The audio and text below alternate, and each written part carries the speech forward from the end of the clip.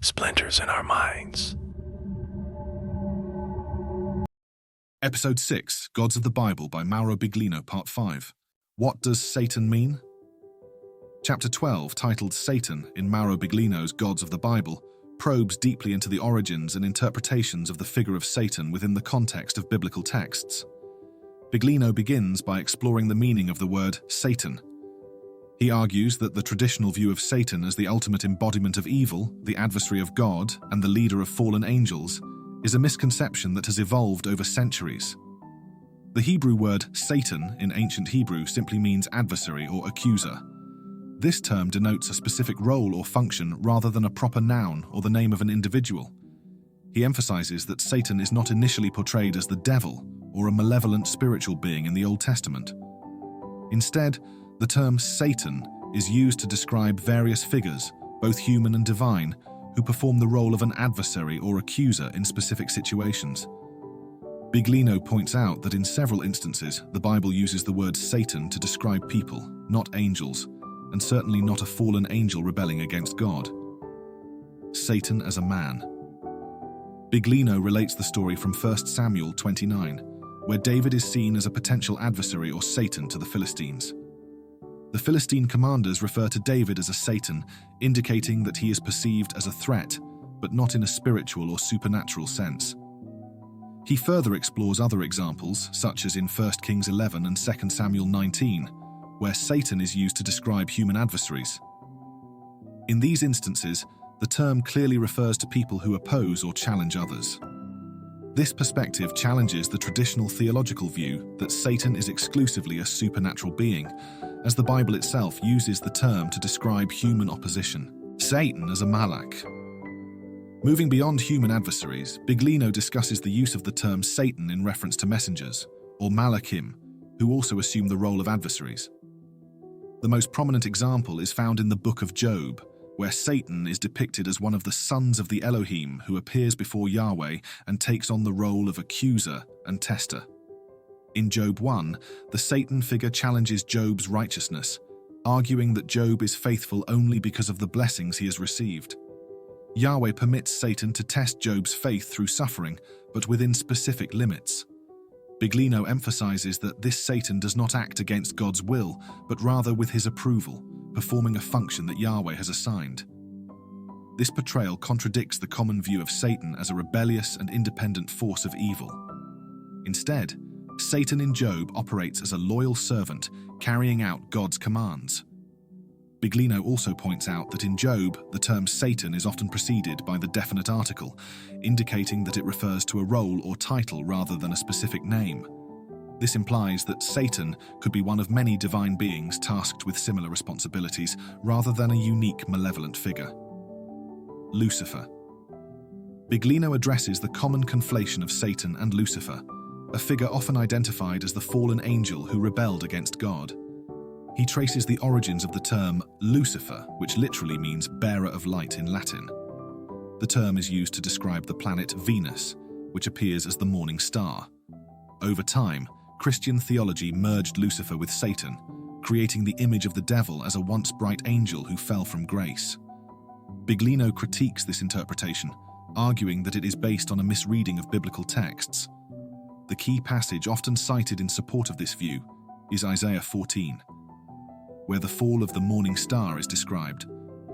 However, Biglino points out that the passage in Isaiah is not about a supernatural being, but rather a prophetic taunt directed at a Babylonian king, most likely Nebuchadnezzar, or possibly another Near Eastern monarch such as Xerxes.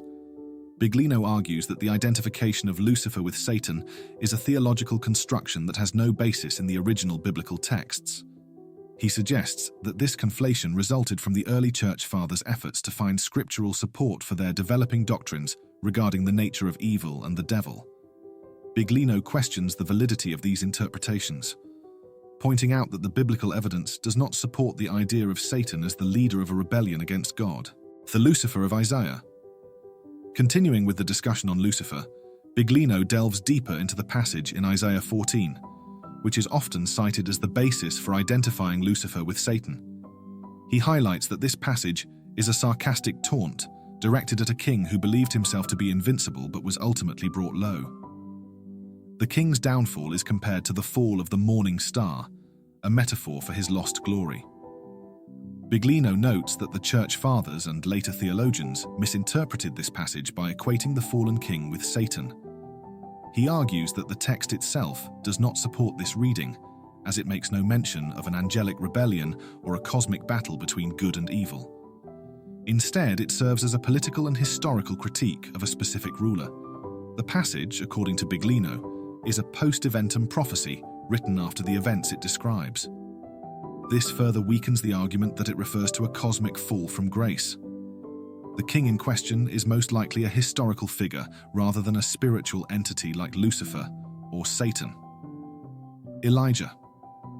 The 13th chapter begins by introducing Elijah, whose name translates to Lord is Yah or Lord my He. Elijah is a central figure in the Old Testament, especially in the books of Kings, where his life and work are extensively chronicled. He is presented as a prophet of Yahweh, a member of the Elohim, who performs several miraculous feats that affirm his position as one of the greatest prophets in the history of Israel. Key events associated with Elijah include the multiplication of oil and flour and the resurrection of the widow's son in Zarephath, 1 Kings 17:17 through 24. The fire from heaven that consumes 2 detachments of soldiers sent by King Ahaziah, 2 Kings 1:9-15. Yahweh's manifestation on Mount Horeb, Sinai, 1 Kings 19:9 through 12. The lighting of a water-soaked pyre with divine fire during the contest against the priests of Baal, 1 Kings 18:38. Elijah is also notably taken up to heaven in a fiery chariot, an event often interpreted as a divine abduction. Elijah's departure and reincarnation. In 2 Kings 2, Elijah departs in a chariot of fire, a ruach. Biglino points out that Elijah's departure was a planned and deliberate act known to him and his followers. This event has been linked to theories of reincarnation, especially in Christian interpretations where Elijah is identified with John the Baptist. However, Biglino emphasizes that the biblical text is clear in stating that Elijah did not die, but was taken alive, which contradicts the concept of reincarnation. The challenge with the priests of Baal. One of the most dramatic events in Elijah's story is his challenge to the priests of Baal on Mount Carmel.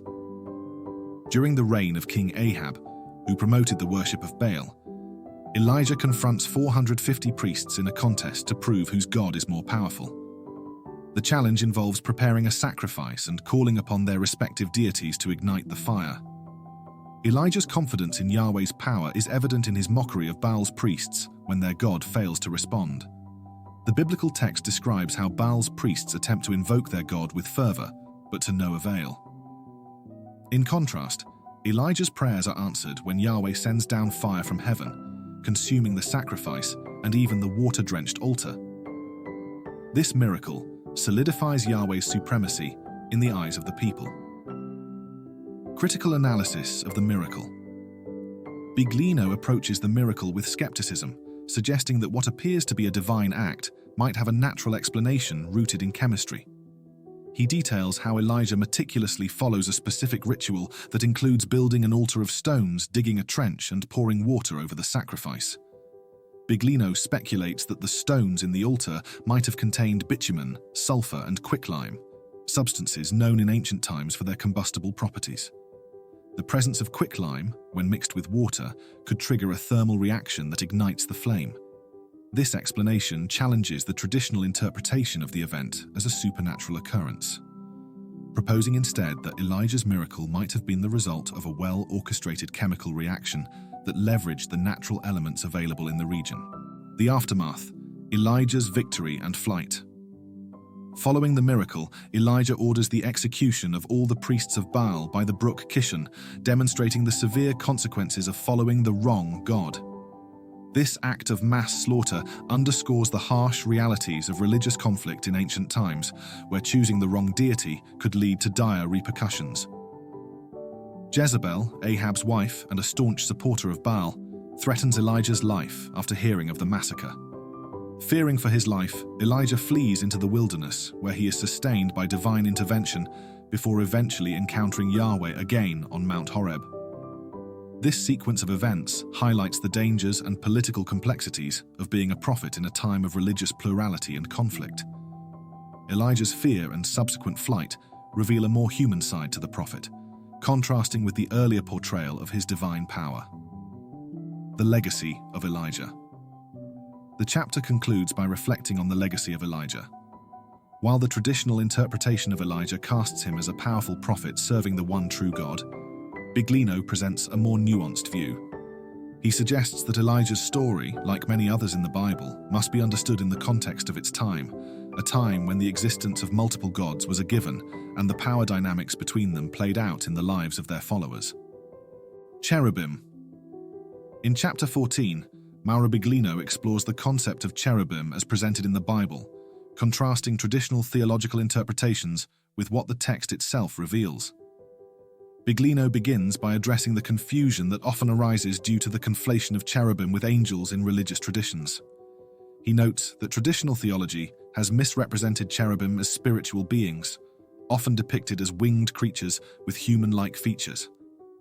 This portrayal has been influenced by Assyrian-Babylonian imagery, where the term Cherubim referred to winged figures that served as intermediaries between gods and humans.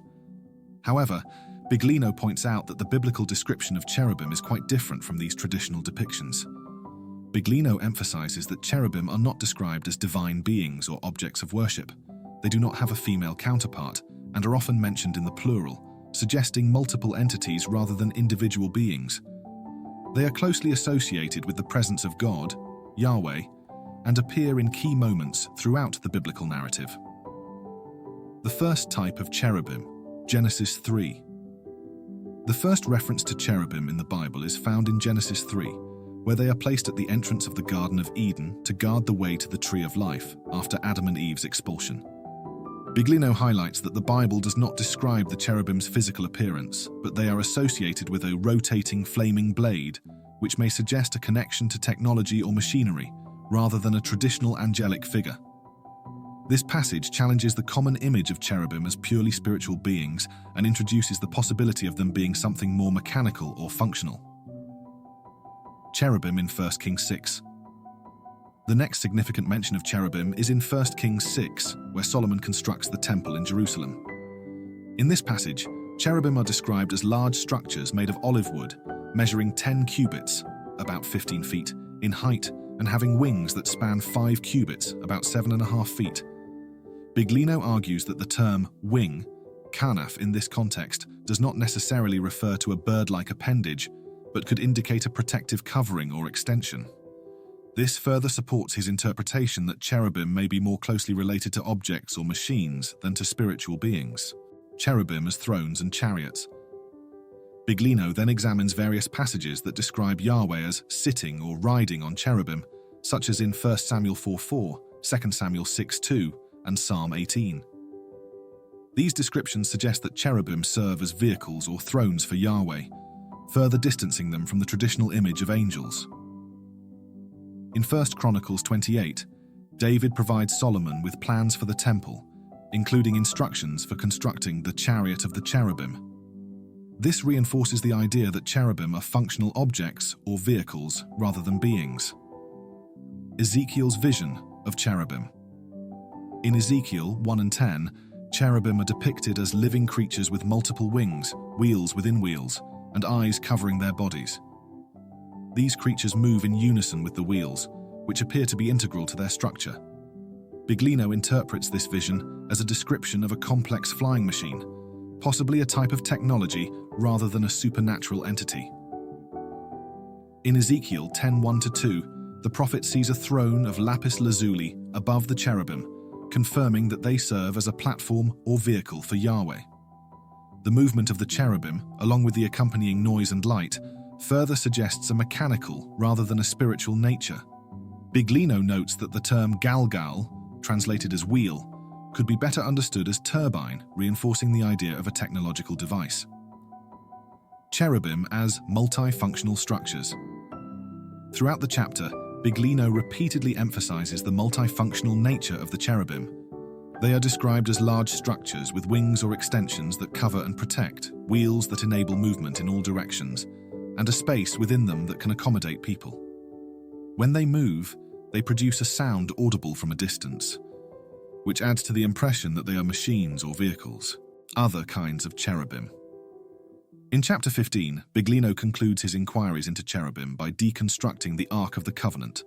He analyzes each of its three components: the chest, or Aaron HaBerit, which contains the testimony, or edut, given to Moses, regarded as the set of rules dictated by Yahweh; the mercy seat, or Kaporet, and the cherubim, or Cherubim. Yahweh or his agents provide very precise instructions on how to make the chest, and these instructions are repeated to Moses at least 3 times. He is instructed to follow the tavnit, the plan, design, model, as he was shown atop the mountain, as stated in Exodus 25:9 and Exodus 25:40. The chest was made of acacia wood to precise dimensions and was then covered inside and out with pure gold. It had 4 feet and 4 golden rings, 2 on each side, into which 2 acacia rods were inserted for the purpose of carrying it during transportation. Mercy seat. The mercy seat was to be placed on top of the ark to support the cherubim and had the same length and width as the chest. It was made entirely of gold. The mercy seat, or kaporet, has a primary root meaning of to cover and protect. This has often been misinterpreted as meaning the covering of sins for the forgiveness of sins. The cherubim. Yahweh further instructs Moses that there shall be 2 cherubim, one positioned at each end of the chest. Biglino explains the nature of these cherubim. The fundamental covering function of the word kanaf, always translated as wings, is clearly stated here. These ends are spread out to cover and protect. The etymological dictionary clarifies the meaning: cover and conceal, cover, protect. In Exodus 25:22, Yahweh explains the purpose of the cherubim to Moses. "And there I will meet with you, and I will speak with you from above the mercy seat, from between the 2 cherubim which are on the Ark of the Covenant." Biglino proposes that the mercy seat allows for the meeting and communication between Moses and the Elohim. This apparatus is clearly intended for voice communication between the Elohim and Moses. The Ark, as the instructions for its construction show, can easily be viewed as a capacitor capable of storing large amounts of static energy, even enough to kill a man. As related in 2 Samuel 6:3-7. Remote mobile decision-making. Biglino introduces us to Exodus 28:5-30, which describes an apron-like support garment called the ephod. This garment allows for a breastplate called a chosin to be attached. The breastplate also houses the Urim and Thummim, which were tools used for divine decision-making. Working together, they allowed people in locations remote from the Ark of the Covenant to communicate with Yahweh. 1 Samuel 23:6 relates the story of David planning to engage in battle with the Philistines. David is joined on the field by Abiathar, one of the priests authorized to wear and use the ephod. Unsure of how to proceed in the battle, David calls for Abiathar and gives him the order to bring the ephod closer.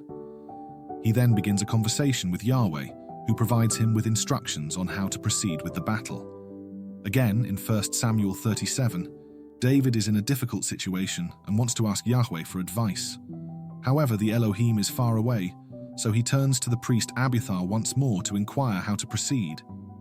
As Biglino states, if we were to read about similar activities found in any text other than the Bible, we would certainly conclude that this represents normal radio communication. This concludes episode 6. The thread of this episode is ancient civilizations. The sub-thread is Old Testament. The sub-thread is Gods of the Bible by Mauro Biglino. Buy Gods of the Bible on Amazon using the link below or on the SIOM website. As an Amazon associate, I earn from qualifying purchases. The next episode, 7, Science and Bible Genesis 1 Reconciled. Part 1 builds on Mauro Biglino's work. Each episode of SIHOM builds on the previous ones. Therefore, it is in your best interest to start with episode 1 and proceed through all the episodes in order by episode number. The title of episode 1 is First Principles for Solving the Worldview Puzzle. Splinters. In Our Minds is available in text format at www.sihom.blog. Follow Splinters in Our Minds on X and Facebook. Join us on Patreon. A monthly subscription is only $6 and you get index of content, title, release date, order by main numbering as well as by thread and sub-thread name and numbering, Discord forum and Q&A sessions, access to prior and current versions of Scion Worldview Summary, which is kept updated as more content is released.